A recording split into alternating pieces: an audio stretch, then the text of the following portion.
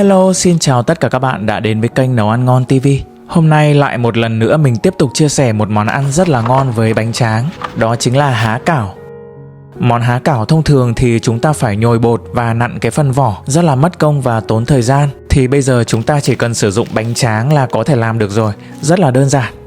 Món há cảo tôm thịt với phần nhân dai giòn rất thơm, lớp vỏ thì dẻo mềm trong veo. Chúng ta có thể chiên hoặc hấp đều được.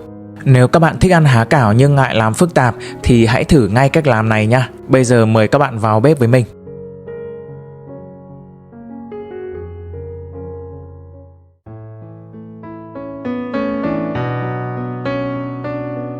Và đây là các nguyên liệu mình chuẩn bị cho món há cảo ngày hôm nay, bao gồm bánh tráng Việt Nam Safoco, 250g tôm, 100g thịt heo xay, hành tím và hành lá. Cái phần tôm tươi này thì mình đã bóc vỏ, rút chỉ lưng và thấm thật khô. Mình chia ra làm hai phần. Một phần thì mình sẽ cắt hạt lựu để khi ăn thì chúng ta có thể cảm nhận được cái miếng tôm nó giòn giòn. Đó, tôm của mình rất là tươi luôn.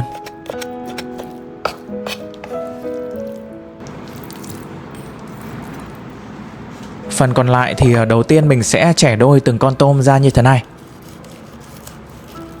Sau đó thì dùng dao đập dập cho tôm nát ra. Làm như vậy để tạo cái kết cấu dẻo giòn và kết dính cho cái phần nhân. Và sau đó thì mình băm sơ sơ một chút.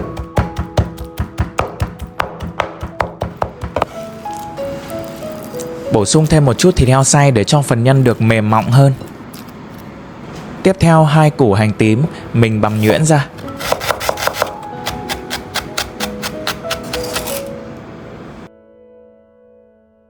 Với hành lá thì mình đập dập cái phần gốc, sau đó thì thái nhỏ. Rồi, cho hết vào luôn. Bây giờ mình nêm gia vị cho cái phần nhân, bao gồm là 1 thìa canh dầu hào, một chút xíu hạt nêm, một chút xíu bột ngọt, một chút xíu đường và không thể thiếu tiêu xay cho thơm. Thêm vào 1 thìa canh bột bắp hoặc là bột năng để tăng độ kết dính nhé. Cuối cùng thêm vào đây nửa thìa canh dầu mè để cho phần nhân được dậy mùi thơm, lưu ý không quá nhiều nhé.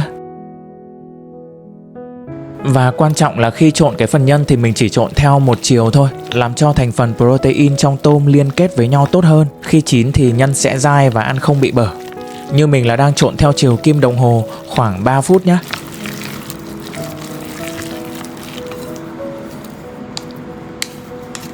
Rồi sau đó thì mình bọc phin lại, cất vào trong ngăn mát tủ lạnh khoảng 30 phút để nhân được dẻo hơn. Nếu các bạn không có nhiều thời gian thì có thể gói luôn cũng được.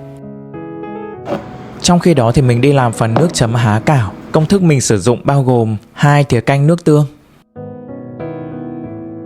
1 thìa canh nước lọc, 1 thìa canh giấm,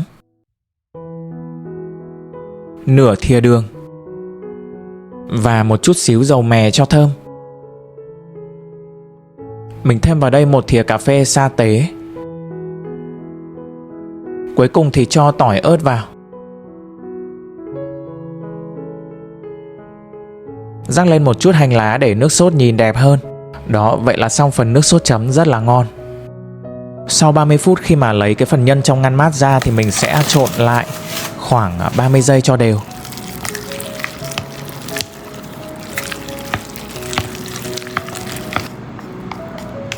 Đối với bánh tráng thì mình vẫn sử dụng một loại quen thuộc là bánh tráng Safoco. Loại bánh tráng này thì rất là dày và có cái độ dai nhẹ. Mình sẽ không cần phải trồng nhiều lớp bánh tráng để làm cái phần vỏ.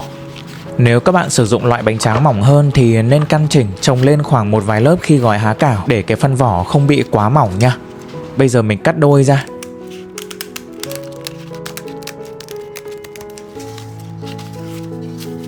Chuẩn bị một bát nước ở đây để nhúng bánh tráng nhé. Mỗi một chiếc há cảo thì mình chỉ sử dụng nửa tờ bánh tráng như thế này thôi nhé. Nhúng trong nước khoảng 5 giây, sau đó mình để ra mặt thớt. Lưu ý đặc biệt là để gói được há cảo thì các bạn phải đợi cho bánh tráng hút hết nước và thật là ráo bề mặt thì mới có cái độ kết dính để gói được nha. Cũng chỉ khoảng 10-15 giây thôi. Khi mà bánh tráng đã ngấm hết nước và thành một màu trắng đục như vậy thì bây giờ mình gấp 2 đầu lại. Lấy một phần nhân vừa phải, không quá nhiều để nhân không bị phòi ra nhé. Sau đó thì gấp lại như thế này. Dùng tay ấn mép thật là chặt để cho bánh tráng dính vào nhau. Rồi và hai đầu bên cạnh thì mình túm lên. Ấn chặt tiếp một lần nữa để tạo thành viên há cảo nhé. Đó, vậy là xong rồi, rất là đơn giản thôi. Món này thì các bạn có thể hấp hoặc chiên trong chảo. Mình thì chọn cách hấp, mình đã lót sẵn một cái miếng silicone ở bên dưới để chống dính rồi. Nếu không có thì các bạn cần phải quét dầu ăn lên trên bề mặt sừng hấp hoặc là lót bằng giấy nến cũng được nhé. Cái công đoạn gói bánh này thì nó sẽ hơi lâu một chút, nếu có 2 người làm thì sẽ nhanh hơn.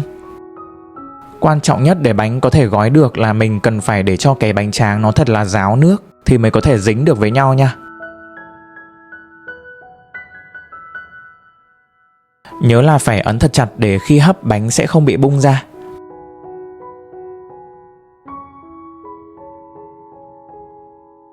Với nguyên liệu ngày hôm nay thì mình gói được khoảng 23 chiếc há cảo nha.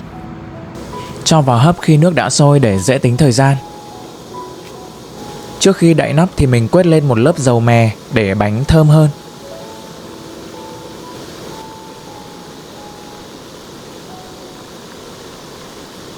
Đậy nắp lại và mình sẽ hấp khoảng 5 đến 6 phút trên lửa vừa nhé. Lưu ý là nếu hấp quá lâu thì cái phần vỏ sẽ bị nát đó.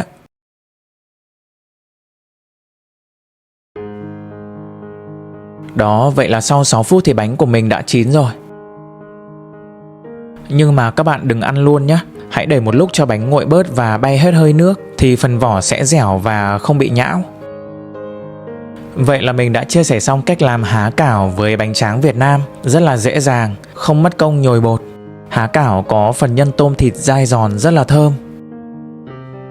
Phần vỏ thì dẻo mềm, trong veo luôn. Khi ăn thì mình chấm cùng với nước sốt.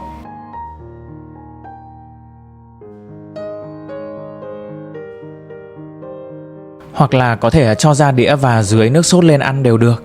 Nếu có thời gian thì các bạn hãy thử ngay cách làm này tại nhà nhé. Cảm ơn tất cả các bạn đã quan tâm theo dõi. Nếu thích thì hãy ủng hộ mình bằng cách like và đăng ký kênh. Tạm biệt và hẹn gặp lại các bạn ở những video tiếp theo.